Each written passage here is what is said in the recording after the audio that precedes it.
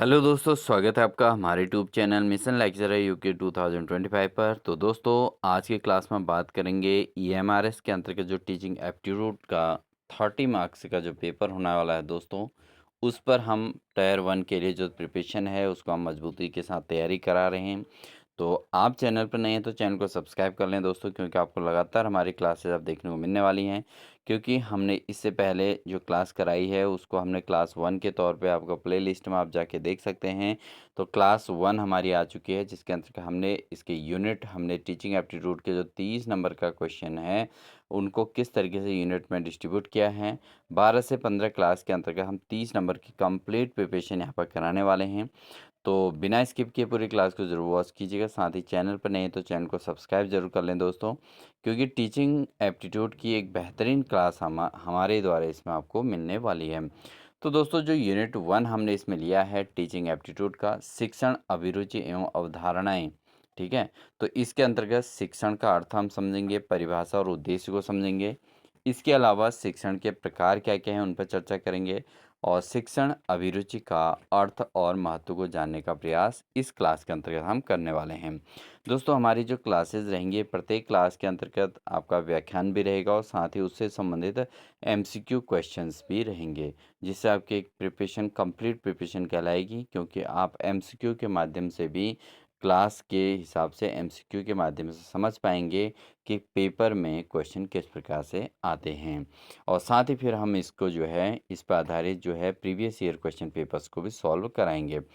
तो चैनल बहुत महत्वपूर्ण रहेगा, क्योंकि आपको लगातार क्लासेस देखने को मिलती रहेंगी, इसलिए सब्सक्राइब करके बेल आइकन दबाकर ऑल नोटिफिकेशन ऑन कर लीजिएगा।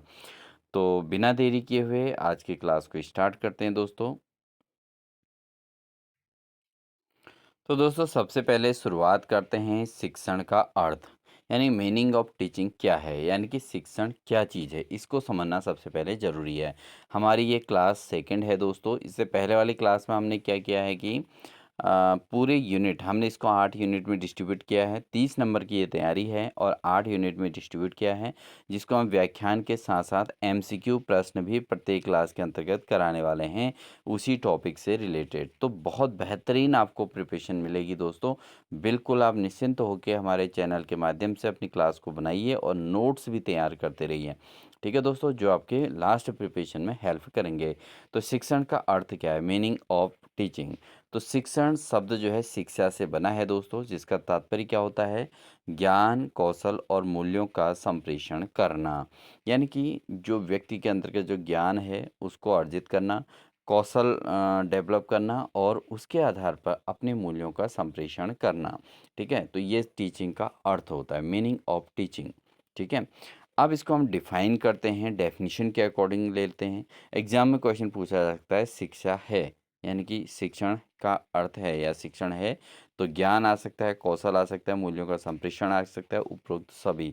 तो आपका क्वेश्चन का आंसर बन जाएगा उपरोक्त सभी, ज्ञान कौशल और मूल्यों का संप्रेषण करना ही शिक्षण कहलाता है दोस्तों, ठीक है।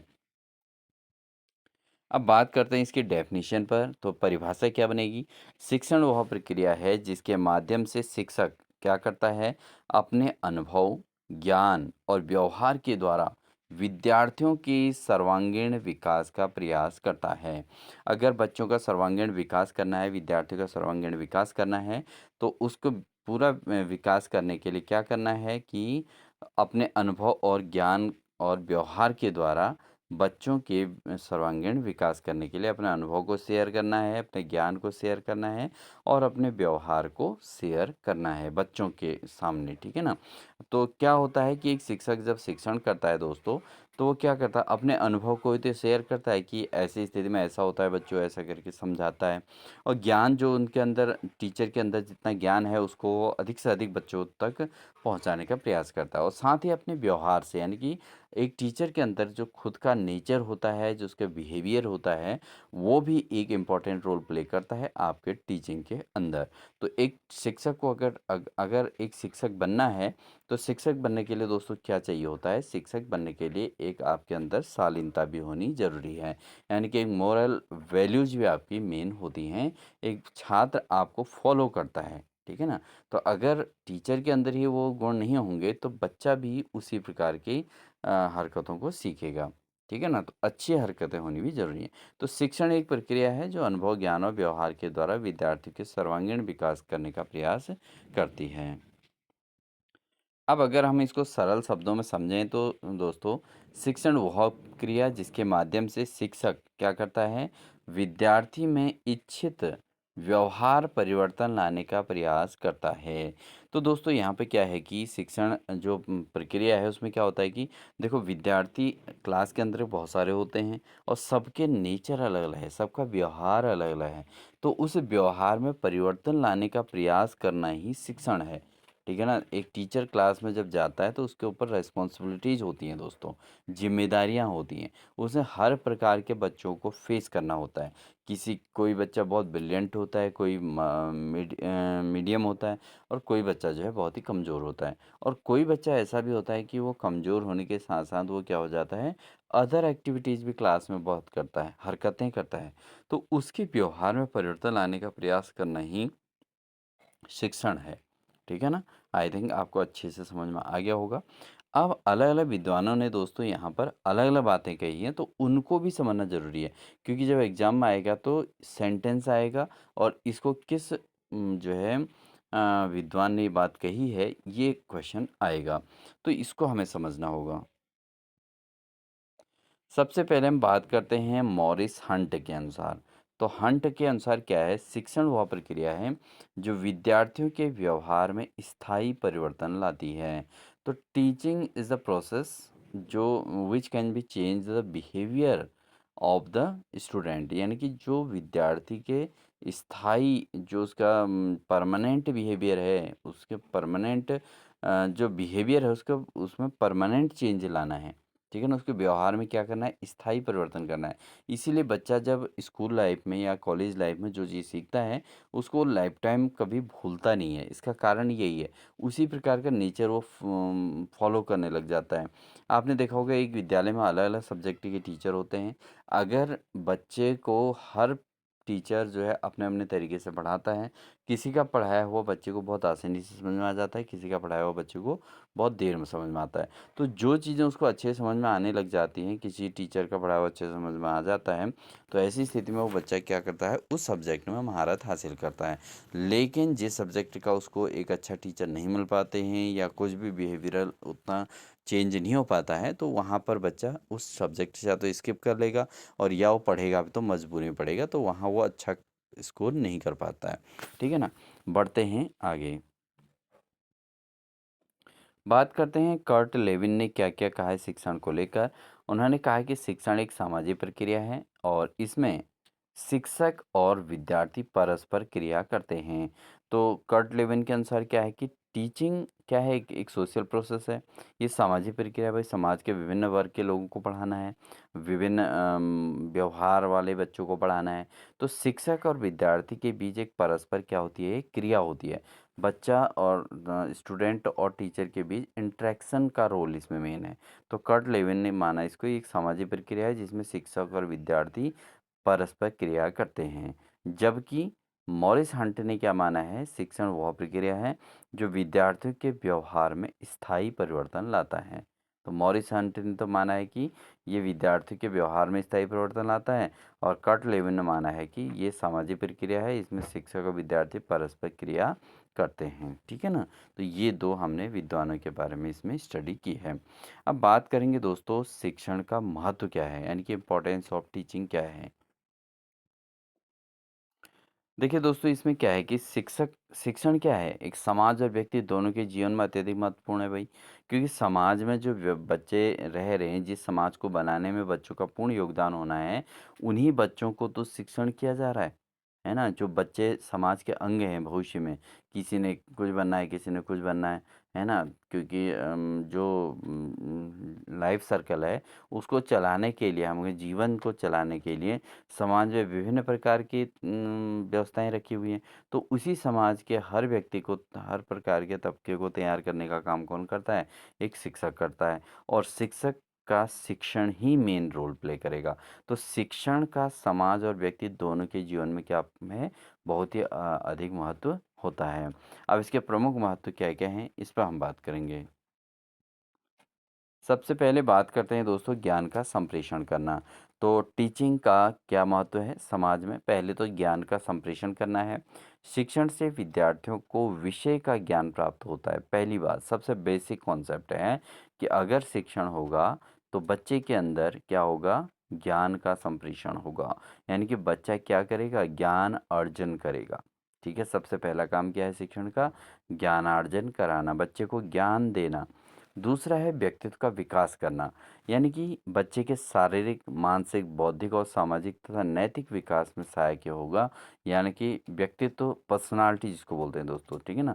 तो पर्सनालिटी डेवलपमेंट कब होगा? जब उसके अंदर फिजिकली वो फिट होगा, मेंटली फिट होगा, है ना, और उसके बाद बौद्धिक स्तर, उसका आईक्यू लेवल ठीक होगा, सोशल होगा, और उसके अलावा मोरल उसका डेवलपमेंट होना चाहिए। तो शारीरिक, मानसिक, बौद्धिक, सामाजिक और नैतिक विकास में सहायक होती है शिक्षा। तो ये मेन चीज़ है। तो व्यक्तित्व का विकास करना भी इसका उद्देश्य होता है शिक्षण का। ठीक है, तो पहली बात हमने पढ़ी ज्ञान का संप्रेषण करना, यानी कि ज्ञान को डेवलप करना बच्चे के अंदर। दूसरा हमने पढ़ा व्यक्तित्व का विकास करना। बात करते हैं आगे। थर्ड पॉइंट है दोस्तों समाज का निर्माण करना। अब शिक्षण क्या है? शिक्षण के द्वारा हम क्या करते हैं? समाज का निर्माण करते हैं। शिक्षण के माध्यम से क्या होता है दोस्तों? योग्य नागरिक तैयार होते हैं, ठीक है ना, जो राष्ट्र निर्माण में क्या करते हैं? योगदान देते हैं। तो एक योग्य नागरिक को तैयार करने में भी, समाज के निर्माण करने में भी बहुत ज़्यादा शिक्षण का रोल है। यानी कि एक शिक्षक का भी रोल है और उसके शिक्षण का भी रोल है। ठीक है, तो समाज का निर्माण, एक अच्छा समाज के लिए नागरिक तैयार होते हैं शिक्षण के द्वारा। तो समाज के लिए राष्ट्र निर्माण में योगदान जो है इसका मेन रोल है। इसके अलावा बात करें मूल्य का संवर्धन करना, यानी कि शिक्षण के द्वारा क्या होता है? नैतिक मूल्यों, सांस्कृतिक और मानवीय मूल्यों का विकास होता है। ठीक है, अगर एक छात्र है, अगर किसी स्कूल के छात्र हैं, विद्यालय के छात्र हैं, अगर उनको एक अच्छा माहौल मिल जाए विद्यालय के अंतर्गत, यानी कि वहाँ पर कल्चर प्रोग्राम भी होते हैं, वहाँ पर मोरल एजुकेशन भी सिखाई जाती है, और वहाँ पर जो टीचर हैं वो पूरा मोरल तौर पे, यानी कि नैतिक तौर पे पूरा परिपक्व है, मतलब अपनी जगह पे फिट हैं, उनका शिक्षण के साथ साथ उनको जो है फॉलो करने वाले अभ्यर्थियों के अंतर्गत भी मूल्यों का संवर्धन होगा दोस्तों। क्या होगा? मूल्यों का संवर्धन होगा और एक अच्छे मानव का निर्माण होगा, एक अच्छे नागरिक तैयार होंगे। तो मूल्य का संवर्धन करना भी इसका मुख्य उद्देश्य होता है शिक्षण का। इसके अलावा अगर बात करें तो दोस्तों नवाचार को बढ़ावा देना। तो शिक्षण क्या करता है? विद्यार्थियों में रचनात्मकता लाता है, यानी कि क्रिएटिविटी। ठीक है, तो नवाचार आएगी कब? जब बच्चों के अंदर क्रिएटिविटी डेवलप की जाएगी और समस्या समाधान करने की क्षमता का विकास होगा। यानी कि बच्चों के अंदर आगे अगर आप जो है प्रॉब्लम्स क्रिएट करेंगे और बच्चा उसको आपके मार्गदर्शन में अगर सॉल्व करेगा, एक शिक्षक के मार्गदर्शन में सॉल्व करेगा, तो इट मीन्स बच्चे के अंदर क्या होगा?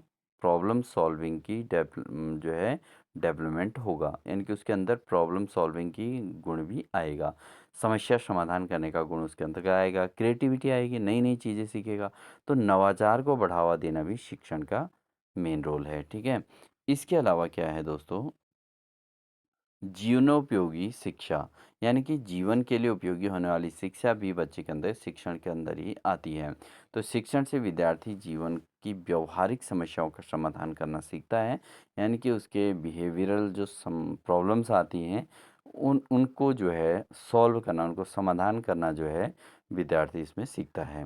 तो ये जीवन के लिए उपयोगी शिक्षा के तौर पे यहाँ पर होती है। तो ये आपके 6 पॉइंट हैं दोस्तों, जिनके माध्यम से आपने समझा कि शिक्षण का क्या महत्व है, ठीक है ना?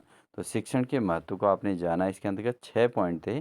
पहला आपका ज्ञान का संप्रेषण है, व्यक्तित्व का विकास है, समाज निर्माण है, मूल्य संवर्धन है, इसके नवाचार को बढ़ावा देना है और जीवनोपयोगी शिक्षा प्रदान करना है। तो ये 6 मेन पॉइंट हैं शिक्षण के महत्व के अंतर्गत।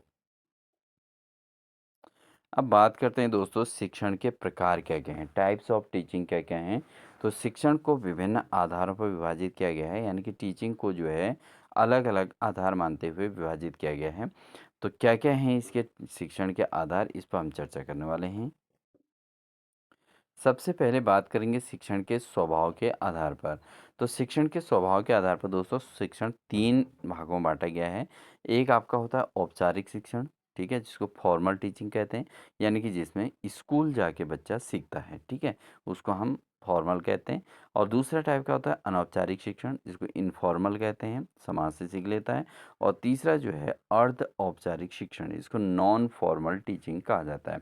तो 3 प्रकार के शिक्षण हैं। शिक्षण के स्वभाव 3 प्रकार के होते हैं: औपचारिक, अनौपचारिक और अर्ध औपचारिक शिक्षण। जो है formal teaching, informal teaching and non formal teaching. तो औपचारिक शिक्षण के अंतर्गत दोस्तों क्या होता है, जैसे विद्यालय, महाविद्यालय आदि संस्थाओं में शिक्षकों द्वारा दिया गया शिक्षण। तो इसको औपचारिक कहते हैं, क्योंकि इसमें क्या होता है, किताबें होती हैं, को करिकुलर एक्टिविटीज़ हो जाती हैं, जो है पाठ्यक्रम होता है, सिलेबस होता है, उस सिलेबस को टीचर पढ़ाते हैं और बच्चा उस सिलेबस के माध्यम से, जितना उस सिलेबस के अंतर्गत ज्ञान भरा रहता है, उस सिलेबस को सीखता है और उसके आधार पर अपने ज्ञान का संवर्धन करता है। ठीक है ना। तो ये कहलाता है दोस्तों औपचारिक शिक्षण, फॉर्मल टीचिंग इसको कहते हैं। दूसरे टाइप का जो है इनफॉर्मल टीचिंग। इनफॉर्मल टीचिंग जिसको अनौपचारिक शिक्षण कहते हैं दोस्तों। इनफॉर्मल टीचिंग में देखो ज़्यादा सीखता है बच्चा, क्योंकि घर से सीखता है। अब स्कूल में क्या है, स्कूल कॉलेज में क्या है, बच्चा 4 से 5 घंटे 6 घंटे रहेगा मैक्सिमम। ठीक है। बट जहाँ पर अनौपचारिक शिक्षण की बात है, इनफॉर्मल टीचिंग की बात है, तो घर से सीखेगा, समाज से सीखेगा, मित्रों या जीवन अनुभव से प्राप्त शिक्षण को अनौपचारिक शिक्षण कहते हैं। दोस्तों जो ईएमआरएस के स्कूल्स हैं, वहाँ पर टीचर क्या होता है, एज अ पेरेंट्स भी होता है बच्चों का। ठीक है ना।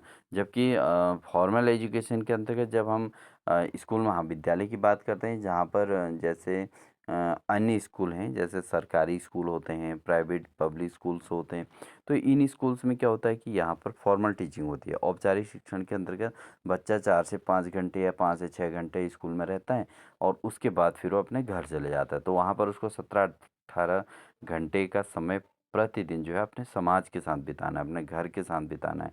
लेकिन ईएमआरएस के जो स्कूल हैं दोस्तों, यहाँ पर क्या है, यहाँ पर बच्चा स्कूल में ही रहता है कंटिन्यू।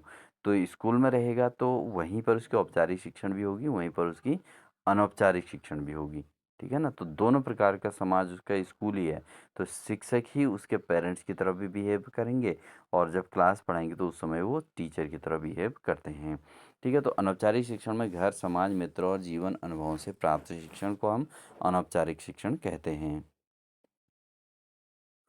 इसके अलावा दोस्तों थर्ड टाइप के जो शिक्षण होता है वो होता है अर्ध औपचारिक शिक्षण, जिसको नॉन फॉर्मल टीचिंग हम कहते हैं। तो अर्ध औपचारिक शिक्षण क्या है कि जो साक्षरता मिशन के द्वारा है ना, और वयस्क शिक्षा, ठीक, और इसके अलावा दूरस्थ शिक्षा जिसको हम डिस्टेंस एजुकेशन कहते हैं, उसके माध्यम से जो प्राप्त शिक्षण होता है उसको अर्ध औपचारिक शिक्षण कहते हैं। तो इसमें थोड़ा बहुत औपचारिक भी होता है, यानी कि साक्षरता मिशन के अंतर्गत क्या होगा कि कुछ लोग आपके घरों में आएँगे और आपको सिखाएँगे। ठीक है? आपके गाँव में आएँगे, आपके एरिया में कहीं पर बना देंगे, तो वहाँ पर सभी लोग जाएँगे और साक्षरता मिशन के तहत सीखेगा बच्चा, या वयस्क नागरिक भी सीखेंगे। और वयस्क शिक्षा में भी यही चीज़ होती है। और डिस्टेंस लर्निंग में क्या होता है, डिस्टेंस एजुकेशन में क्या होता है कि बच्चा जो है फॉर्म भर देता है, उसके बाद सीधा एग्ज़ाम देता है, घर में खुद ही स्टडी करता है। तो कहीं न कहीं वहाँ पर फॉर्मल भी है, सिलेबस भी है और साथ-साथ जो है इनफॉर्मल भी है, यानी कि सीखना खुद से है या समाज से पूछना है या किसी से जानकारी लेनी है तब जाके सीखना है। तो यहाँ पर फॉर्मल और नॉन फॉर्मल दोनों हो गया, सॉरी, इनफॉर्मल और फॉर्मल दोनों हो गए, इसलिए इसका नाम रख दिया नॉन फॉर्मल, यानी कि अर्ध औपचारिक शिक्षण इसको कहा गया है दोस्तों। ठीक है ना। अब हमने जो है शिक्षण के आधार को लेते हुए 3 प्रकार से हम इसको डिस्ट्रीब्यूट किए हैं। तो पहला तो हमने शिक्षण के जो स्वभाव के आधार पर हमने सीखा। अब सेकंड टाइप हम पढ़ेंगे दोस्तों यहाँ पर शिक्षण की विधि के आधार पर। किसके आधार पर? शिक्षण की विधि के आधार पर सीखेंगे। तो विधि के आधार पर दोस्तों यहाँ पर प्रत्यक्ष शिक्षण, एक तो डायरेक्ट टीचिंग होती है और एक इनडायरेक्ट टीचिंग होती है। तो यहाँ पर भी आपने ध्यान रखना है कि शिक्षण की विधि के आधार पर 2 प्रकार के शिक्षण होते हैं। एक प्रत्यक्ष शिक्षण होता है और एक अप्रत्यक्ष शिक्षण होता है। तो हम यहाँ पर चर्चा करेंगे पहले प्रत्यक्ष शिक्षण को। जब शिक्षक स्वयं शिक्षण विषय का प्रत्यक्ष रूप से अध्यापन करता है। तो प्रत्यक्ष का मतलब है कि शिक्षक टीचर खुद पढ़ा रहे हैं बोर्ड पे और बच्चा वहाँ पर सीख रहा है। तो विषय का प्रत्यक्ष रूप से अध्यापन करना, जैसे अब आप ईएमआरएस में टीचर बनेंगे तो आप किसी पर्टिकुलर सब्जेक्ट के बनेंगे। जिन लोगों ने पीजीटी भरा है या टीजीटी भरा है तो खुद टीचर बनेंगे और किसी एक पर्टिकुलर सब्जेक्ट के लिए बनेंगे। लेकिन जो पीआरटी में होता है दोस्तों, वो क्या होता है, उसमें बहुत सारे सब्जेक्ट को भी टीचर को पढ़ाना पड़ता है। ठीक है ना, उसमें हिंदी भी पढ़ानी है, मैथ भी पढ़ानी है, इंग्लिश भी पढ़ानी है। और जबकि टीजीटी और पीजीटी में क्या होता है दोस्तों कि यहाँ पर एक पर्टिकुलर सब्जेक्ट का टीचर तैयार हो जाता है। तो कुल मिला के जैसे भी पढ़ा रहे हो उसको हम प्रत्यक्ष शिक्षण के अंतर्गत काउंट करते हैं, यानी कि स्वयं के विषय को प्रत्यक्ष रूप से अध्यापन करना प्रत्यक्ष टीचिंग शिक्षण कहलाता है। और दूसरे टाइप का होता है दोस्तों अप्रत्यक्ष शिक्षण। अप्रत्यक्ष शिक्षण क्या होता है दोस्तों, इसको इनडायरेक्ट टीचिंग का नाम दिया जा सकता है। तो इनडायरेक्ट का मतलब होता है जब शिक्षण में विद्यार्थियों को स्वाध्ययन और प्रोजेक्ट कार्य का अवसर प्रदान किया जाता है। तो अगर बच्चा जो है स्वाध्याय से सीख रहा है, ठीक है, और अप्रत्यक्ष तौर पे सीख रहा है, इनके उसके सामने उसको पढ़ाने वाला प्रत्यक्ष रूप से कोई नहीं है, वो खुद ही पढ़ रहा है और खुद ही सीख रहा है, तो और साथ ही प्रोजेक्ट कार्य दे दिया और खुद ही उसको कर रहा है, तो इसको हम क्या कह देते हैं, इनडायरेक्ट टीचिंग कहते हैं, यानी कि अप्रत्यक्ष शिक्षण इसको नाम दिया जाता है। तो शिक्षण की विधि के आधार पर दो प्रकार के हो गए, एक प्रत्यक्ष विधि जिसमें टीचर कोई किसी विधि का प्रयोग करके वो बच्चे को पढ़ा रहे हैं, और एक अप्रत्यक्ष विधि है जिसमें बच्चा स्वाभाविक स्वाध्याय से सीख रहा है या प्रोजेक्ट कार्य करके सीख रहा है। ठीक है ना, तो ये होता है शिक्षण की विधि के आधार पर। शिक्षण के स्वभाव के आधार पर हमने देखा तीन प्रकार के थे, औपचारिक, अनौपचारिक और अर्धौपचारिक। और दूसरा शिक्षण की विधि के आधार पर प्रत्यक्ष शिक्षण और अप्रत्यक्ष शिक्षण। ठीक हो गया। अब हम बात करते हैं मेन पॉइंट दोस्तों, बहुत ज़्यादा इंपॉर्टेंट है, शिक्षण के स्तर के आधार पर, जहाँ से पेपर में क्वेश्चन हमेशा पुट किया जाता है। शिक्षण के स्तर के आधार पर बात करें तो दोस्तों हमारे पास तीन प्रकार के हैं। पहला होता है स्मृति स्तर शिक्षण, यानी कि इसको हम मेमोरी लेवल टीचिंग कहते हैं। दूसरा आपका बोध स्तर होता है, स्मृति, बोध एंड चिंतन। तीन प्रकार के होते हैं, मेमोरी, अंडरस्टैंडिंग एंड रिफ्लेक्टिव। तीन लेवल होते हैं, memory, understanding and reflective level of teaching. ठीक है, तो शिक्षण के स्तर के आधार पर पहला हम बात करेंगे स्मृति स्तर पर शिक्षण। स्मृति स्तर पर शिक्षण की बात करें तो मेमोरी लेवल टीचिंग में ज्ञान को रटना एवं याद रखना। तो ये प्राथमिक कक्षाओं में क्या होता है कि ज्ञान को क्या किया जाता है, रटाया जाता है, यानी कि बच्चों से कहा, बच्चों को पढ़ा दिया और बच्चों से कहा भाई चलो भाई इसको याद करो। ठीक है, उनको रटने के लिए दे दिया है ना, जैसे कोई पोइम है, पोइम रटो भाई। ठीक है, ये उनको समझा दिया और फिर उनको रटने के लिए पोइम याद करो, फिर पेपर आएगा, पेपर में लिखना है और फिर आपने नंबर लाना है, ये हो गया। और याद करने के लिए कह दिया कि आप इसको याद करना है, ये चीज़ पढ़ो और याद करो, याद करो। तो प्राथमिक कक्षाओं में यही चीज़ उपयोगी होती है, स्मृति स्तर, यानी कि उनको पहले याद कराया जाता है। उसके बाद वो तब बोध और चिंतन तो तब करेंगे ना जब उस लेवल पे जाएँगे। ठीक है ना? तो कुछ पता तो हो, पहले दिमाग में कुछ घुसे तो सही। यानी कि मेमोरी लेवल इसलिए कहा गया दोस्तों, क्योंकि हम मेमोरी कार्ड जब बनाते हैं, आपने देखा होगा मोबाइल वगैरह में मेमोरी कार्ड पढ़ते थे। तो मेमोरी क्या है? मेमोरी के अंतर्गत कुछ न कुछ हम उसमें डाल रहे हैं मेमोरी में, और उसी को फिर हम रिपीटेड देख सकते हैं। तो इसी प्रकार बच्चे के अंदर भी क्या है कि उसके अंदर शब्दकोश को पहले भरना है ना, शब्दकोश बढ़ाना है उसका। तो उसको याद कराना ही स्मृति स्तर शिक्षण है। ठीक है, ज्ञान को रटना और याद रखना। ठीक है, तो ये प्राथमिक कक्षा में होता है, बच्चा क्या करता है, किसी चीज़ को रटता है और उसको याद करता है। सेकंड टाइप का है बोध स्तर शिक्षण। बोध स्तर शिक्षण जो होता है दोस्तों, ये होता है अंडरस्टैंडिंग लेवल टीचिंग। ये टीचिंग कैसी होती है, अंडरस्टैंडिंग लेवल की होती है, यानी कि इसमें थोड़ा बहुत संबंध को समझना होता है, यानी कि विषय के अर्थ को भी समझना है और उसके अलावा उसके संबंध को समझना है। यानी कि ये कब कहाँ यूज होता है, ये माध्यमिक स्तर पर उपयुक्त है, यानी कि बड़ी कक्षा में। जैसे आप टीजीटी और पीजीटी की क्लासेस के लिए आपने फॉर्म भरा हुआ है, तो टीजीटी पीजीटी में जब आप ईएमआरएस में पढ़ाएंगे तो आप बच्चे को ऑलरेडी क्या होगा, उसको बेसिक से, पीआरटी से वो जब बच्चा पढ़ के आएगा प्राइमरी से, तो उसके अंदर बहुत सारी चीज़ें उसको स्मृति करके लाएगा, याद करके लाएगा। अब उसको यहाँ पर बताना है कि इसका अर्थ क्या था, यानी कि इसका कहाँ क्या रिलेशन है, समाज में इसका क्या उपयोग है, आपने इसको पढ़ा है तो क्यों इसको आपको पढ़ाया गया है, वो सारी चीज़ें वो जानने लग जाएगा। उसको कहते हैं दोस्तों अंडरस्टैंडिंग लेवल, क्या कहते हैं, अंडरस्टैंडिंग लेवल, बोध स्तर शिक्षण, यानी कि स्मृति उसने किया, याद करने के बाद उसको उस पर सोचने लग गया, यानी कि उसका अर्थ को समझ रहा है, उसके संबंध को जान रहा है, तो ये होता है बोध स्तर का शिक्षण, अंडरस्टैंडिंग लेवल ऑफ टीचिंग। ठीक है। और थर्ड टाइप की हम बात करते हैं चिंतन स्तर का शिक्षण। चिंतन स्तर की बात करें तो दोस्तों इसको बोलते हैं रिफ्लेक्टिव लेवल ऑफ टीचिंग। तो रिफ्लेक्टिव लेवल कैसे होता है, जैसे विश्लेषण है, चिंतन है, समस्या समाधान है, उच्च शिक्षा स्तर पर प्रयुक्त ये होते हैं। तो क्या करेगा बच्चा, अब उसने जो चीज़ सीखी थी, जो उसने याद करा था, उस पर उसने अर्थ समझना सीख लिया, संबंध समझना सीख लिया। अब वो उसको जो है क्या करेगा, उस पर चिंतन करेगा, यानी कि ऐसा हुआ तो क्यों हुआ।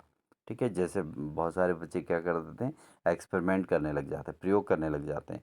ठीक है, कि ये चीज़ ऐसे हो रही है तो क्यों हो रही है आखिर।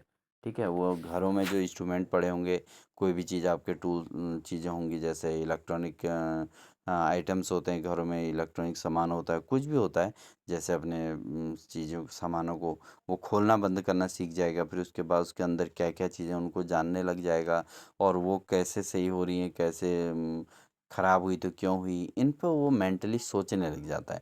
तो चिंतन करने लग जाता है, विश्लेषण करता है, और उस समस्या का समाधान करता है। बहुत सारे देखे होंगे आपने, क्लास 11 12 में जाते जाते बच्चा क्या करने लग जाता है, बहुत सारे इलेक्ट्रॉनिक सामानों को सही करने लग जाता है खुद ही। ठीक है, तो वो क्या करता है कि खराब हुआ तो क्यों हुआ, और उसको फिर वो रिपेयर करने लग जाता है। तो ये समस्या समाधान का है। ठीक है ना। तो चिंतन स्तर इसी को कहते हैं दोस्तों। ठीक है, चिंतन स्तर क्या है, यही है, यानी कि रिफ्लेक्टिव लेवल में अपने ज्ञान का दूसरी जगह उपयोग करना, उसी को चिंतन स्तर कहा जाता है। ठीक है, चिंतन स्तर का शिक्षण क्या है, कि जो उसने सीखा है, मतलब याद किया है, और जो उसको बोध हुआ है, उसके आधार पर फिर वो चिंतन करने लग गया, सोचने लग गया, और उसके आधार पर समस्या समाधान करने लग गया, और समाज में उसका उपयोग करने लग गया अपनी शिक्षा का। ठीक है, तो इसको बोलते हैं चिंतन स्तर शिक्षण। तो स्तर के आधार पर हमने 3 प्रकार के शिक्षण पढ़े। एक तो ज्ञान, और दूसरा बोध, तीसरा है चिंतन। ठीक है दोस्तों, आई होप आपको ये समझ में आ गया होगा। अब हम बात करेंगे दोस्तों शिक्षण के उद्देश्य की। तो एम्स और ऑब्जेक्टिव्स ऑफ टीचिंग, यानी कि शिक्षण के उद्देश्य क्या हैं। पहला है विद्यार्थियों में ज्ञान, कौशल और मूल्यों का विकास करना। तो बहुत आसान सी बात है, इस पर हम पहले भी पढ़ चुके हैं, कि जो ज्ञान है, जो कौशल है, और जो मूल्य हैं, उनका डेवलपमेंट करना, ये शिक्षण का मुख्य उद्देश्य होता है। तो विद्यार्थियों में एक तो ज्ञान भरना, उसके अलावा उनके कौशल को डेवलप करना, और उसके अंदर उनके मूल्यों का विकास, नैतिक, सांस्कृतिक और इस प्रकार की चीज़ों को, मोरल एजुकेशंस को उनके अंतर्गत डेवलप करना, जिससे वो समाज के एक अच्छे नागरिक बन सकें। ठीक है, तो इन चीज़ों का विकास करना ही शिक्षण का मेन उद्देश्य होता है। इसके अलावा बात करेंगे तो स्वतंत्र चिंतन और निर्णय क्षमता का विकास करना इसका उपयोग है, उद्देश्य होता है, एम होता है टीचिंग का। ठीक है, शिक्षण का जो उद्देश्य है वो स्वतंत्र चिंतन करना और निर्णय क्षमता का विकास करना भी इसका उद्देश्य होता है।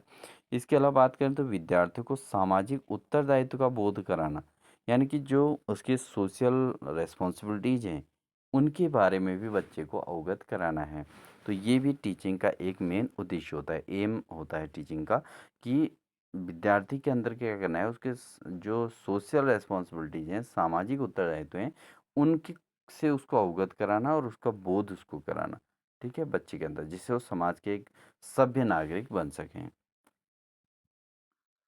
इसके अलावा दोस्तों विद्यार्थियों को जीवनोपयोगी शिक्षा प्रदान करना इसका उपयोग है, क्योंकि देखो उद्देश्य क्या है, जीवन उपयोगी शिक्षा प्रदान करना है, यानी कि जो उसके यूज़ हो सके इन फ्यूचर में। ठीक है, बहुत सारी चीज़ें जिससे टेक्निकल एजुकेशन भी दी जाती है, और उसके अलावा उसको जीवन यापन का भी उपयोग है, और साथ ही समाज के नागरिक के तौर पे बहुत महत्वपूर्ण रोल प्ले करना है, यानी कि शिक्षण के द्वारा बच्चे के अंदर ऐसी चीज़ों को डेवलप करना जो उसके जीवन में उपयोगी हो सके, यानी कि जीवन के लिए उसके तरक्की के मार्ग में सहायक हो सकें। इसके अलावा राष्ट्र निर्माण हेतु योग्य नागरिक तैयार करना, ये तो इसका मुख्य उद्देश्य होता है दोस्तों, कि सबसे पहले बच्चे को क्या बनाना है, एक एक परफेक्ट नागरिक उसको बनाना है, एक योग्य नागरिक तैयार करना, ये शिक्षण का मुख्य उद्देश्य रहता है। ठीक है, तो ये राष्ट्र निर्माण हेतु योग्य नागरिक को तैयार करना ही शिक्षण का मुख्य उद्देश्य होता है। तो फाइनली हम बात करें, अगर फाइनल इसके निष्कर्ष की ओर पहुँचे दोस्तों, इसका कंक्लूजन क्या निकलेगा।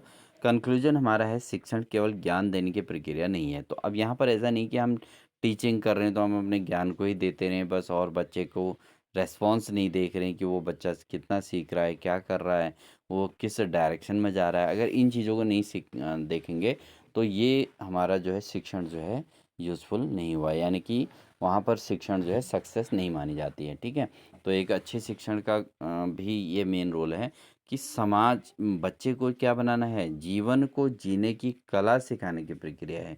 ठीक है ना, तो जीवन को जीने की कला सिखाना ही शिक्षण है। ठीक, तो ये इसका मेन उद्देश्य होता है कि शिक्षण क्या है, केवल ज्ञान देने की प्रक्रिया नहीं है, बल्कि यह क्या है, जीवन को जीने की कला सिखाने की एक प्रक्रिया है। ठीक है, अर्थात हम इसको क्या कह सकते हैं, फाइनली हम इसको कहेंगे दोस्तों कि विद्यार्थी में इच्छित व्यवहार परिवर्तन लाना, ताकि वह एक सजग, संवेदनशील और जिम्मेदार नागरिक बन सके। ठीक है, तो ये शिक्षण है। फाइनली आपको समझ में आ गया होगा। फाइनल हमने कंक्लूजन एक बेहतरीन नोट्स यहाँ पर तैयार हैं दोस्तों। अगर आपको ईएमआरएस की क्लास अगर क्वालिफाई करनी है, यानी कि टायर 1 का एग्ज़ाम आपने क्लियर करना है, तो आपको जो है ये टीचिंग एप्टीट्यूड के 30 में से कम 26, 27, 28 मार्क्स यहाँ पर लाने होंगे, तब आप इसमें टायर 1 कंप्लीट कर पाएंगे। तो यहाँ पर आपको बेहतरीन नोट्स तैयार मिलेंगे, और आप लगातार क्लास को देखेंगे तो आप जहाँ पर आपको प्रॉब्लम आ रही है वहाँ पर स्किप करके जो है नोट्स तैयार करते रहिएगा। ठीक है ना, तो यहाँ पर क्या है, हमारा मेन मकसद क्या है कि टीचिंग शिक्षण क्या है, इच्छित व्यवहार परिवर्तन लाना, ताकि सजग, संवेदनशील और जिम्मेदार नागरिक बन सकें। ये शिक्षण का मुख्य उद्देश्य होता है फाइनली। ठीक है, तो अब हम बात करेंगे दोस्तों इस पर आधारित एमसीक्यू प्रश्न। तो पहला प्रश्न हमारा एमसीक्यू का पहला क्वेश्चन है दोस्तों, शिक्षण शब्द किससे बना है। तो दोस्तों शिक्षण शब्द किससे बना है, ऑप्शन है शिक्षा से, विद्यार्थी से, शिक्षक से, विद्यालय से। तो बहुत आसान सा ये प्रश्न है दोस्तों, शिक्षा के माध्यम से ही जो है शिक्षण शब्द बना है, यानी कि शिक्षण शब्द ही जो है शिक्षा से बना है। तो शिक्षण का मतलब ही शिक्षा देना होता है। तो ऑप्शन नंबर ए इसका बिल्कुल सही हो जाएगा। हालांकि विद्यार्थी भी इसके अंग हैं, और शिक्षक भी इसका अंग है, और विद्यालय भी इसका अंग है। लेकिन शिक्षण शब्द जहाँ पर आ जाता है, चाहे शिक्षक कोई भी हो, ठीक है ना, चाहे शिक्षक किसी के पिताजी भी हो सकते हैं शिक्षक, ठीक है, किसी के पेरेंट्स भी एक शिक्षक हैं, समाज भी एक शिक्षक है, ठीक है, और जो विद्यालय में पढ़ा रहे हैं, औपचारिक शिक्षा दे रहे हैं, वो भी शिक्षक हैं। तो समाज में सब शिक्षक हैं दोस्तों। ठीक है, लेकिन आपको शिक्षण जो करा रहा है वो उसके माध्यम से आप क्या ले रहे हो, आप शिक्षा ले रहे हो ना, आप कुछ न कुछ ज्ञान अर्जन कर रहे हो। तो शिक्षण शब्द जो बना हुआ है, जहाँ पर आपने किसी ज्ञान अर्जन कर लिया, तो समझ लीजिए आप, आपके लिए वो व्यक्ति शिक्षक हो गया। छोटा भाई, छोटा बड़ा कोई भी हो, वो भी शिक्षक हो सकता है। ठीक है ना, तो यहाँ पर ज्ञान जहाँ से मिल रहा है, जहाँ से शिक्षा मिल रही है, वही शिक्षण है। तो ऑप्शन नंबर ए इसका सही आंसर हो जाएगा। अगला क्वेश्चन है दोस्तों, शिक्षण का मुख्य उद्देश्य क्या है। तो शिक्षण का मुख्य उद्देश्य क्या है, परीक्षा पास कराना बिल्कुल इसका मुख्य उद्देश्य नहीं है दोस्तों। हालांकि परीक्षा पास कराना भी शिक्षण के अंतर्गत आता है, लेकिन उद्देश्य नहीं है। उद्देश्य क्या है दोस्तों, व्यवहार में परिवर्तन करना। ठीक है ना, रटना सिखाना ये ज्ञान के अंदर है, लेकिन आपका मुख्य उद्देश्य नहीं है, क्योंकि बच्चे के अंतर्गत सबसे पहले उसको ज्ञान देना है, यानी कि उसको ज्ञान अर्जन करना है। ठीक है, तो रट के याद कर रहा, तो रट रहा है तो कोई दिक्कत नहीं, बट ये मुख्य उद्देश्य के अंतर्गत नहीं आता। ठीक है, अनुशासन का अनुशासित करना ये भी नहीं है। तो व्यवहार में परिवर्तन लाना ही शिक्षा का मुख्य उद्देश्य रहा है दोस्तों। ठीक है, तो इन चीज़ों को आप बिल्कुल पॉइंट क्लियर करेंगे दोस्तों, और हमारी क्लास के अंतर्गत इन चीज़ों को आपको बिल्कुल क्लियर तरीके से पढ़ाया जाएगा, इसलिए बिना स्किप किए पूरे क्लासों को ज़रूर वॉच करना। और साथ ही चैनल पर नए हैं तो चैनल को सब्सक्राइब कर लीजिए, और अपने दोस्तों को शेयर ज़रूर कर लीजिएगा। दोस्तों अगर हम बहुत अच्छे तरीके से आपके प्लेटफॉर्म आपके लिए प्रस्तुत करें, और शिक्षण कमज़ोर रहे, तो इट मीन्स वो आपके लिए एग्ज़ाम के लिए हेल्पफुल नहीं होगा। आपको क्या चाहिए, आपको ऐसा कंटेंट चाहिए, ऐसा मैटर चाहिए जो आपको अच्छे से समझ में आए, और अच्छा जो है ट्यूटर चाहिए जो आपको अच्छे से समझा सके। तो ये दोनों चीज़ आपको यहाँ पर देखने को मिल सकती हैं, अगर आप एक ध्यानपूर्वक हमारी क्लास को लगातार देखेंगे तो। ठीक है, हम हमारे जो क्लासेस हैं दोस्तों, इसमें कोई बहुत बड़ा प्लेटफॉर्म हम तैयार करके नहीं बैठे हैं, हम केवल कंटेंट अच्छा रेडी करके बैठे हैं, और उसी कंटेंट को आप तक अच्छे से पहुंचाने का प्रयास कर रहे हैं। ठीक है ना, तो सारी चीज़ें आपकी क्लियर हैं, आपको कंटेंट साफ दिख रहा है, आपको पढ़ाने में पूरा प्रयास किया जा रहा है, समझाने का पूरा प्रयास किया जा रहा है, तो इससे बेहतर और क्या चाहिए दोस्तों। इसलिए आप चैनल को सब्सक्राइब करके बेल आइकन दबाकर ऑल नोटिफिकेशन ऑन कर लीजिएगा, जिससे आपका क्लास आते ही सीधा आप तक नोटिफिकेशन पहुंच सके। अगला प्रश्न है दोस्तों, शिक्षण एक डॉट डॉट है। तो शिक्षण कौन सी प्रक्रिया है, ये आपने समझना है। तो एकांगी, द्विपक्षीय, बहुपक्षीय या व्यक्तिगत। तो बात करें तो दोस्तों शिक्षण एक प्रक्रिया, भाई शिक्षण कैसी प्रक्रिया है, कम से कम दो लोग तो होने चाहिए भाई। क्या है, कम से कम दो लोग होने चाहिए। यानी कि एक शिक्षण यानी कि जो अपना ज्ञान दे रहा हो या अनुभव, अपने अनुभव को शेयर कर रहा हो, और दूसरा वो जो अनुभव को ले रहा हो, यानी कि जिसको ज्ञान की ज़रूरत है। तो शिक्षण क्या है, एक प्रक्रिया है, किस प्रकार की, द्विपक्षीय प्रक्रिया है दोस्तों, बहुपक्षी भी नहीं है। अब आपके पास जो है चार पांच प्रकार की चीज़ों की आपको आवश्यकता नहीं है शिक्षण में। शिक्षण में वही जो समझा रहा है उसके बाद ज्ञान होना चाहिए, और जो सीखना चाह रहा है उसके अंदर सीखने की इच्छा होनी चाहिए। तो मेन द्विपक्षीय है, बाकी अन्य चीज़ें आप एडिशनल कितनी भी चीज़ें जोड़ लो। जैसे मैंने इससे पहले वाले क्वेश्चन के अंतर्गत कहा था कि हम जो है हमारी जो क्लासेज हैं दोस्तों, इसके अंतर्गत आपको बहुत ज़्यादा एक्सटर्नल चीज़ें नहीं देखने को मिलेंगी, लेकिन आपको जो कंटेंट मिलेगा वो बिल्कुल एक्यूरेट मिलेगा, सिलेबस के अकॉर्डिंग मिलेगा, और साथ ही आपको समझाने के लिए पूरा एफर्ट किया जाएगा, जिससे आपकी समझ में भी 100% आ जाएगा। आपको व्याख्यान भी पूरा दिया जा रहा है, साथ ही उससे रिलेट एमसीक्यू दिए जा रहे हैं आपके माइंड को शार्प करने के लिए। तो इसलिए इस चीज़ को आप ध्यान दें। शिक्षण क्या है, एक द्विपक्षीय प्रक्रिया के अंतर्गत आता है। अगला क्वेश्चन है दोस्तों, शिक्षण में कौन सक्रिय रहता है। अब शिक्षण में कौन सक्रिय रहता है, केवल शिक्षक, बिल्कुल गलत। केवल विद्यार्थी, ये भी नहीं। ठीक है ना, तो शिक्षक अकेले सक्रिय रहेगा, कुछ नहीं होने वाला। अकेले विद्यार्थी सक्रिय रहे और टीचर ही काम करनी है पढ़ाने वाला, तो तब भी क्या ही पढ़ पाएगा बच्चा। तो यहाँ पर दोनों चीज़ों का होना जरूरी है, शिक्षक और विद्यार्थी दोनों को सक्रिय रहना है। अगर दोनों सक्रिय हैं तो भाई अच्छी खासी टीचिंग हो जाएगी, और बच्चे टीचर अच्छे से समझा पाएगा, और बच्चे के अंदर जिज्ञासा होगी तो वो अच्छे से समझ भी पाएगा। तो शिक्षक और विद्यार्थी दोनों को सक्रिय रहना जरूरी है। प्राचार्य के सक्रिय होने से कुछ नहीं होने वाला दोस्तों। प्राचार्य का सक्रिय है, शिक्षक अच्छे नहीं है विद्यालय के अंतर्गत, क्या कर लोगे, है ना। अब जैसे ईएमआरएस की भर्ती होएगी, टीचर जो है अच्छे वेल एजुकेटेड टीचर अगर स्कूलों में जाएंगे तो वो सब सक्रिय होंगे ऑलरेडी। तो वहाँ पर प्राचार्य को तो ज़्यादा मेहनत करने की ज़रूरत ही नहीं है। टीचर को खुद ही पता है मैंने अपना कर्तव्य का निर्वहन करना है।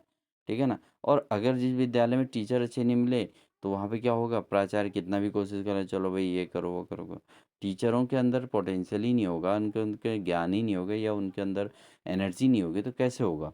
जैसे बहुत सारे स्कूलों में क्या हो जाता है कि टीचर ऐसे ही रख दिए जाते हैं। ठीक है, जैसे प्राइवेट स्कूल्स में अधिकांश तो ऐसा होता है कि कोई एग्ज़ाम नहीं, कोई कुछ नहीं, उन्होंने कहा चलो एजुकेशन ले रखी है, चलो आ जाओ स्कूल में पढ़ाने के लिए। ठीक है, तो कम सैलरी दे देते हैं, और उसके साथ ही उनको काम करवा लेते हैं स्कूल में।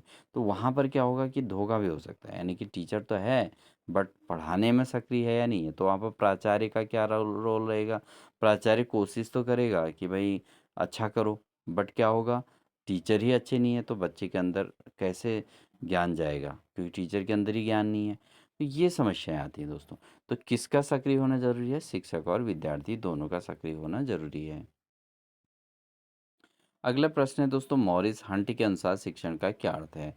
अब मॉरिस हंट ने शिक्षण के अर्थ को क्या समझाया दोस्तों, ज्ञान देना, बिल्कुल नहीं, केवल ज्ञान देना शिक्षण नहीं है।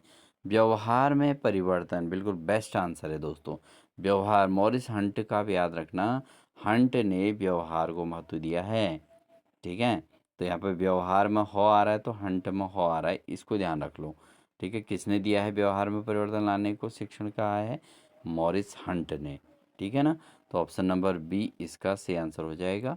व्यवहार में हो आया है तो मॉरिस हंट में भी हो आया है, तो हंट व्यवहार। ठीक है, इसको ऐसे करके याद कर लो। तो ये शिक्षण का इन्होंने व्यवहार में परिवर्तन लाना को इन्होंने शिक्षण माना है। विषय समझना बिल्कुल गलत है, अनुशासन बनाए रखना भी कोई शिक्षण के अंतर्गत मुख्य बात में नहीं आता है। अगला क्वेश्चन है दोस्तों, शिक्षण अभिरुचि का संबंध किससे है। तो टीचिंग एप्टीट्यूड, देखिए यहाँ पर आ गया ना, शिक्षण अभिरुचि का रिलेशन किससे है, संबंध किससे है, मानसिक प्रवृत्ति से। बिल्कुल सही, क्योंकि शिक्षण की अभिरुचि है भाई। अभिरुचि का मतलब होता है मेंटली सोच, सबसे बड़ी बात है, यानी कि मानसिक प्रवृत्ति होनी चाहिए, तभी तो शिक्षण की अभिरुचि बढ़ेगी। ठीक है ना? तो शिक्षण अभिरुचि का मेन रिलेशन दोस्तों मानसिक प्रवृत्ति में परिवर्तन लाना। व्यवहार में परिवर्तन का मतलब क्या है? व्यवहार परिवर्तन का अर्थ ही यही है दोस्तों कि मानसिक सोच को परिवर्तित करना। ठीक है ना? तो मानसिक प्रवृत्ति से इसका संबंध है। तो ए ऑप्शन ही इसका सही हो गया है। अन्य चीज़ों को तो सीधे सीधे स्किप ही कर दो। ठीक है ना?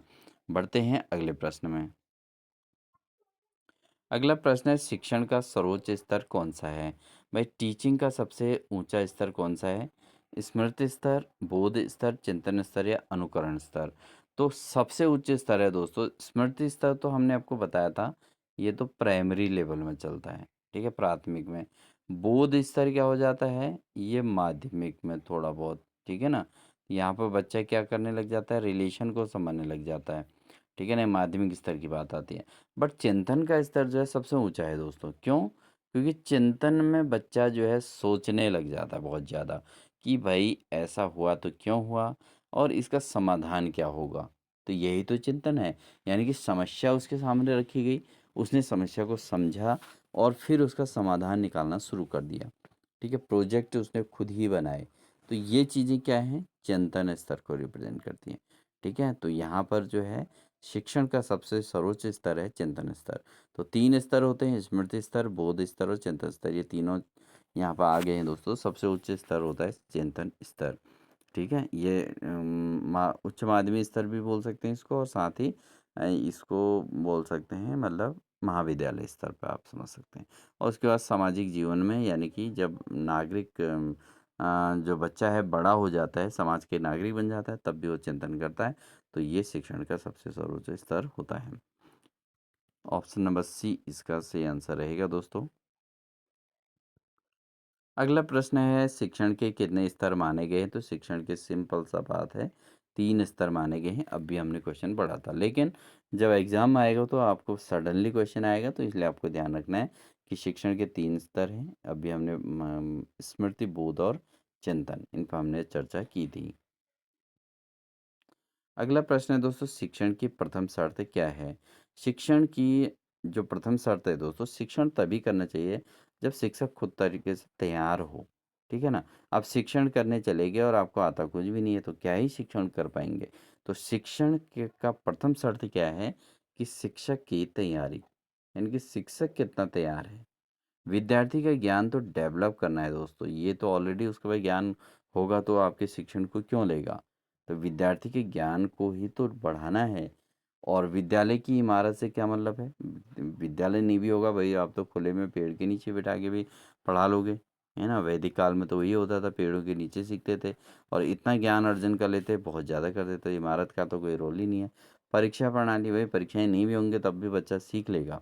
सीखा हुआ ज्ञान जो है वो अन्य जगह यूज़ कर लेगा, बिना एग्ज़ाम के भी कर लेगा। ठीक है, जैसे आपने देखा होगा अधिकांश लोग क्या करते हैं, जो बच्चे होते हैं, जैसे आपने देखा होगा बिहार वगैरह के जो ये बच्चे होते हैं अधिकांश, जैसे नेपाल के लोग होते हैं, तो ये लोग क्या करते हैं अपने बच्चों को अपने साथ ले जाते हैं। कोई काम वाम कर रहे हो कहीं पर भी तो आप बच्चों को भी अपने साथ ले जाते हैं। तो बच्चे क्या करता है, धीरे धीरे धीरे उनके साथ रह के वही काम सीखने लग जाता है और वो उसमें इतनी महारत हासिल कर लेता है तो अपना जीवन यापन का साधन बना लेता है।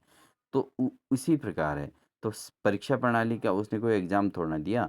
उस बच्चे ने ना तो फॉर्मल एजुकेशन ली, ना उसने कोई एग्ज़ाम दिया। उसने क्या किया, अपने पेरेंट्स के व्यवहार से सीखा, अपने पेरेंट्स के कार्य करना की प्रणाली को सीखा और लगातार जो है उनके साथ रह के उसने सीख लिया।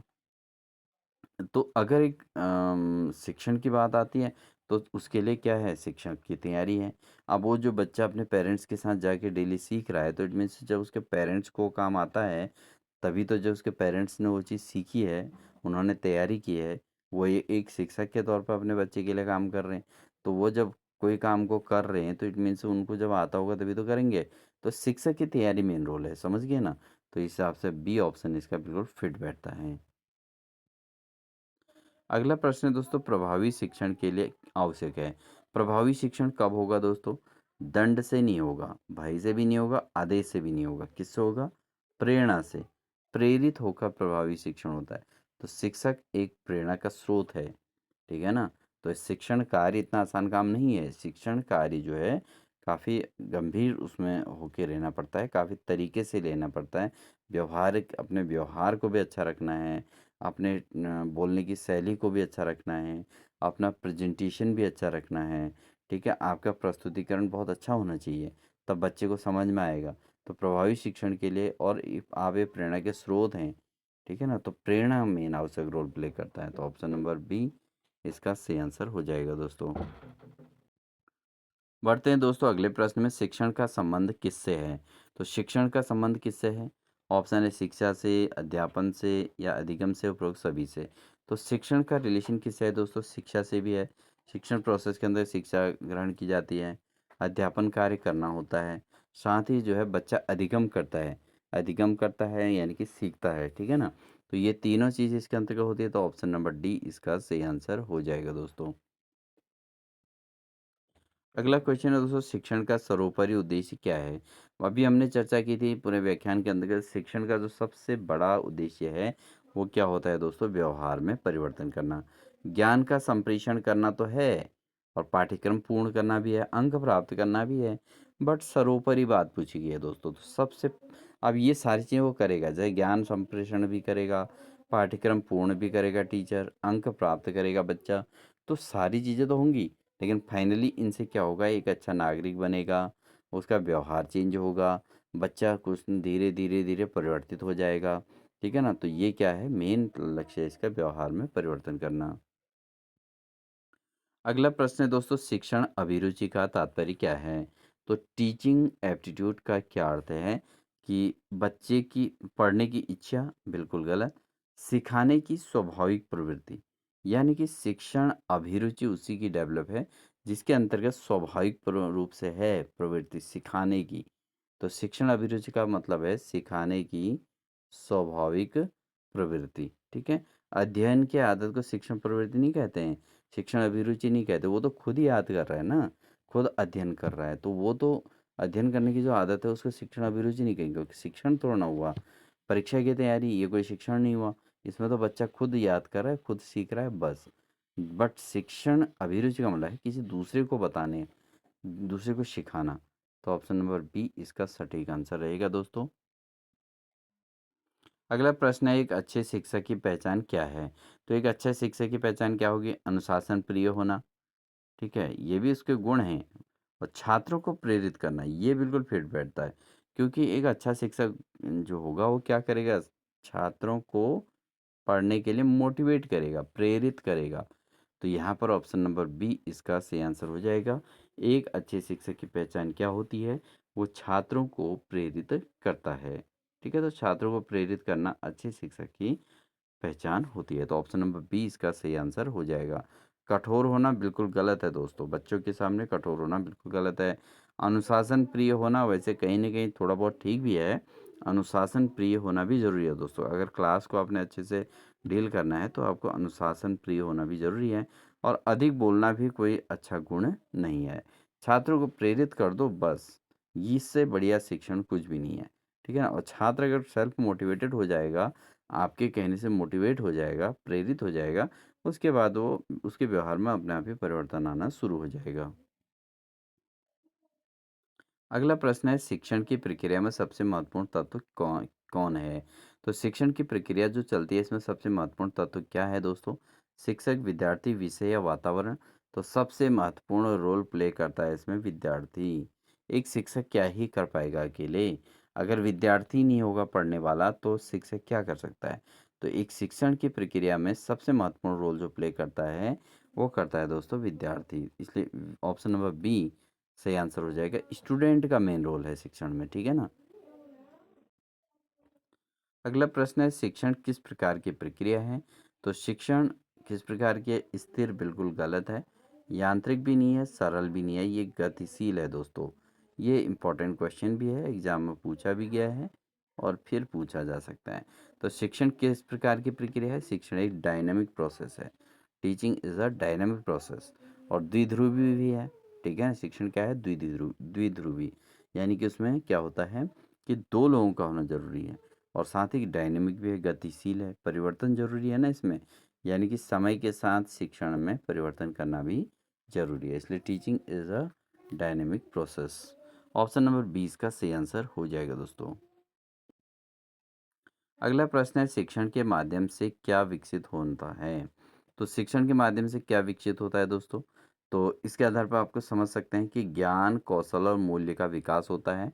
तो ऑप्शन नंबर बी इसका सही आंसर हो जाएगा कि अगर टीचिंग की जा रही है, टीचिंग के माध्यम से बच्चे के अंदर एक तो ज्ञान डेवलप होता है, कौशल का डेवलपमेंट होता है, उसके सांस्कृतिक व्यवहारिक मूल्यों का विकास होता है। तो ऑप्शन नंबर बी इसका सही आंसर हो जाएगा।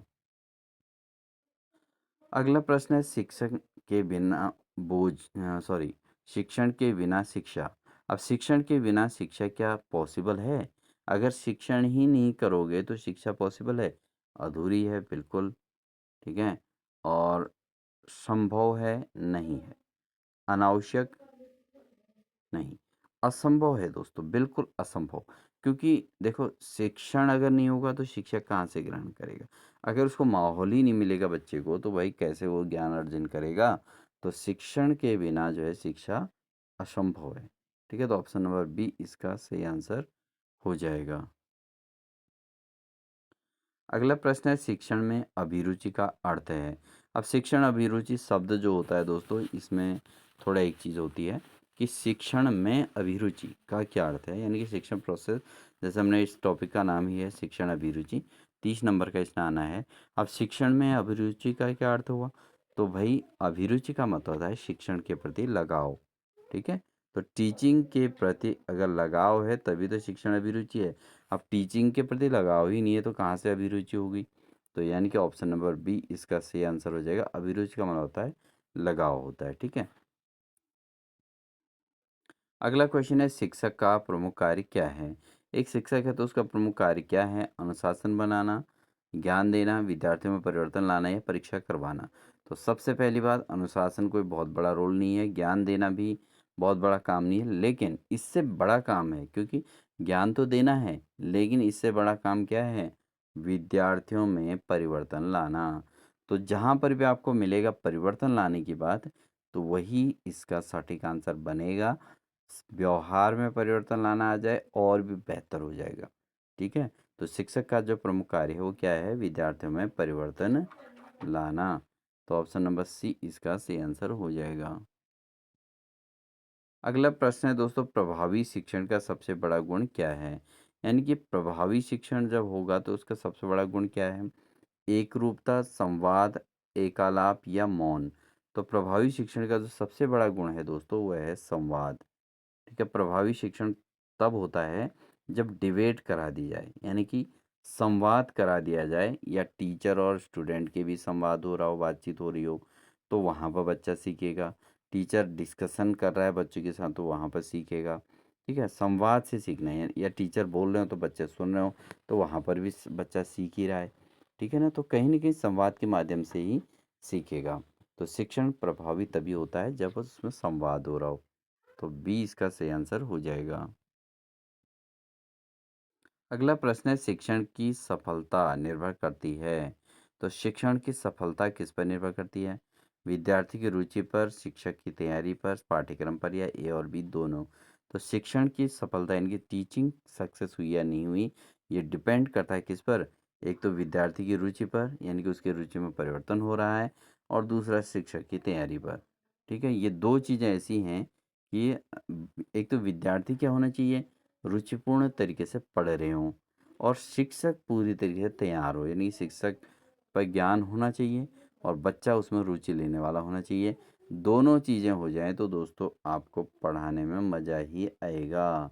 तो यही सब कुछ होने वाला है दोस्तों आपके साथ, जब आप एक अच्छे शिक्षक बन जाएंगे। तो इट मीन्स आपको क्या होगा कि आपकी अगर तैयारी पूरी होगी और बच्चा अगर मन से अच्छा पढ़ने के लिए तैयार है, तो इट मीन्स आप जो चीज़ पढ़ाएंगे वो बच्चे के दिमाग में सीधे सीधे घुस जाएगा, और आपको जो है परिणाम अच्छे मिलेंगे। यानी कि बच्चा जब परीक्षा देगा तो वो आपको एक अच्छा फीडबैक के तौर पे अच्छा रिजल्ट देने वाला है। बढ़ते हैं अगले प्रश्न में। अगला प्रश्न है, शिक्षक को विद्यार्थियों के प्रति कैसा व्यवहार करना चाहिए? तो शिक्षक को विद्यार्थियों के प्रति जो व्यवहार रखना चाहिए दोस्तों वो होना चाहिए स्नेहमय। ठीक है? यानी कि स्नेहपूर्ण व्यवहार रखना चाहिए। बच्चे के प्रति, और उन व्यवहार में कठोरता भी नहीं होनी चाहिए, भय मुक्त तो रखना ही है और भय युक्त नहीं रखना है, ठीक है? ये रॉन्ग है, ये भी रॉन्ग है। उदासीन भी नहीं होना चाहिए। अब पता चला है टीचर क्लास में गया और बच्चों के प्रति कोई रवैया ही नहीं है, अपना खाली पढ़ाया और आ गए। भाई वहाँ पर उदासीनता भी नहीं देनी है। क्या करनी है? स्नेहमय व्यवहार, इनकी प्रेम भाव से बच्चों को पढ़ाना है, जिससे बच्चों को आसानी से समझ में आ जाता है। तो ऑप्शन नंबर सी इसका सही आंसर हो जाएगा। बढ़ते हैं दोस्तों अगले प्रश्न में, शिक्षण में प्रयुक्त भाषा कैसी होनी चाहिए? तो अगर आप टीचिंग कर रहे हैं तो उसमें कौन सी भाषा का प्रयोग होना चाहिए? ऑप्शन है कठिन, बिल्कुल गलत है। साधारण और स्पष्ट, बिल्कुल सही आंसर। तो ऑप्शन नंबर बी ही इसका सही आंसर हो जाएगा दोस्तों।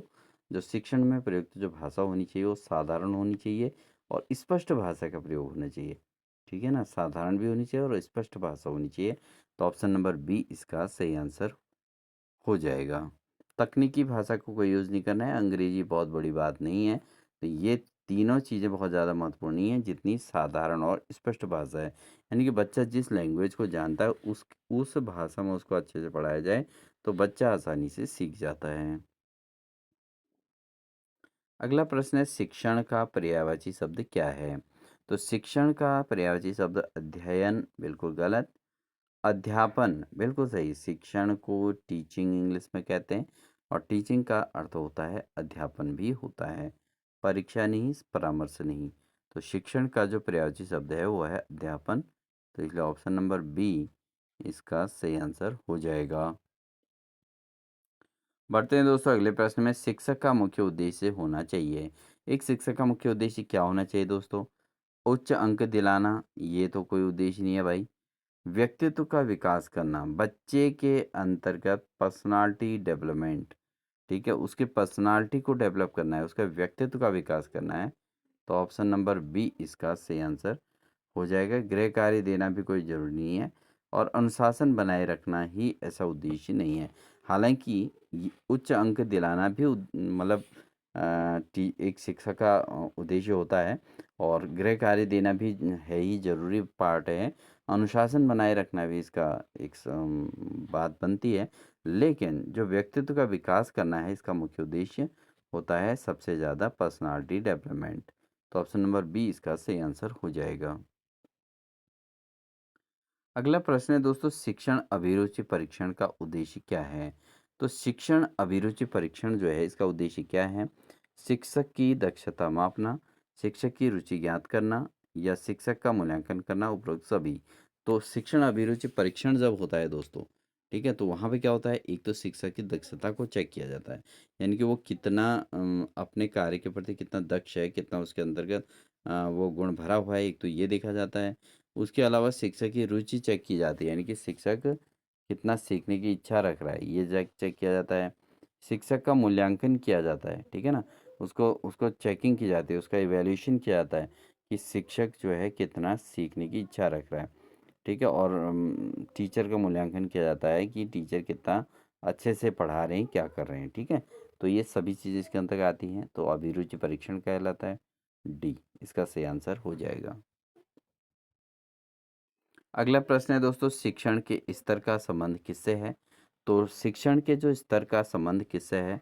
विद्यार्थी की आयु से, शिक्षा स्तर से, समझ और चिंतन क्षमता से, परीक्षा प्रणाली से। तो शिक्षण के स्तर का जो संबंध होता है दोस्तों वो समझ और चिंतन क्षमता से होता है। किससे? समझ और चिंतन क्षमता का विकास करना, ये शिक्षण के स्तर का संबंध इससे होता है, ठीक है? तो ये इसका ऑप्शन नंबर सी इसका सही आंसर हो जाएगा। तो दोस्तों अन्य अंत के जो 2 क्वेश्चन हैं ये हम आपके लिए रख रहे हैं। इनका आंसर आपने ज़रूर कमेंट सेक्शन में ज़रूर देना है और अगर आप पूरी क्लास को वॉच कर चुके हैं तो इट मीन्स आप इनका आंसर ज़रूर कमेंट सेक्शन में देंगे। ये हमें उम्मीद है क्योंकि जिससे हमें पता चले कि कितना मैक्सिमम अभ्यर्थी जो है क्लास को जो है पूरी तरीके से वॉच कर रहे हैं और रेगुलर हम इसी प्रकार का कंटेंट आपके लिए लाने वाले हैं। बहुत बेहतरीन आपको तैयारी कराएँगे दोस्तों कि आपका जो है ईएमआरएस के एग्ज़ाम के अंतर्गत या सीटेट, यूटेट आप जो भी एग्ज़ाम दे रहे हैं, टीचिंग एप्टीट्यूड का जहाँ पर मैटर आ रहा है, वहाँ पर आपको यही सिलेबस मिलता है हर जगह पे और इससे जो है आपका कोई भी क्वेश्चन बाहर नहीं आने वाला। इसलिए आप पूरी क्लासेस को वॉच कीजिए और साथ ही जो अंत के 2 क्वेश्चन हैं, इनका आंसर आप अपनी ओर से पूरे ए, बी, सी, डी जो इसका आंसर हो, उसको आप ज़रूर लिख दीजिएगा एग्ज़ाम आंसर में, ठीक है? कमेंट सेक्शन में। जिससे हमें ये पता चले कि कितने अभ्यर्थी हमारे जो है पूरी वीडियो को वॉच कर रहे हैं, ठीक है? तो ये चीज़ आप ज़रूर कीजिएगा और अगर कहीं कोई मिस्टेक होगी तो उसको हम ज़रूर आपको सही आंसर भी देंगे। कमेंट्स का आपका रिप्लाई ज़रूर मिलेगा दोस्तों, ठीक है? और क्लास कैसी लगी इसको आप कमेंट सेक्शन में ज़रूर बताएँगे। तो क्वेश्चन नंबर 29 है दोस्तों कि शिक्षण में मूल्यांकन की भूमिका क्या है? तो शिक्षण में मूल्यांकन की क्या भूमिका है? ऑप्शन है विद्यार्थी को डराना या शिक्षण की प्रभावशीलता को जांचना या रैंक निर्धारित करना या दंड देना। तो बहुत आसान इसका आंसर हो रहा है, अपने आप ही पता चल रहा है कि कौन सा इसका आंसर सही होगा। तो शिक्षण में मूल्यांकन की क्या भूमिका है, इन चारों में से कौन सा ऑप्शन सही है, इसको आपने कमेंट सेक्शन में जरूर देना है। अगला क्वेश्चन है दोस्तों, एक सफल शिक्षक का उद्देश्य होता है। तो एक टीचर जो है, एक जो है सक्सेस टीचर तभी कहलाता है, उसका एम क्या होता है? एक टीचर अगर सक्सेस है तो उसका एम क्या रहेगा? विद्यार्थियों को अनुशासित बनाना है, ऑप्शन ए है। विद्यार्थियों में रचनात्मकता लाना, बी ऑप्शन हो गया।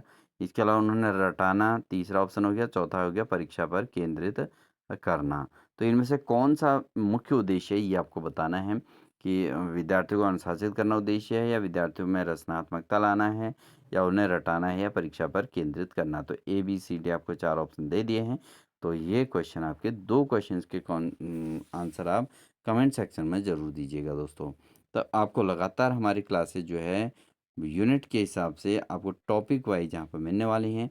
12 से लेके 15 क्लास के अंतर्गत हम इन पूरे टॉपिक्स को कंप्लीट कर लेंगे, जिससे आपके 30 के 30 अंक आपको जो है बिना किसी डाउट के आपके एग्ज़ाम में आपको मिल जाएँगे दोस्तों।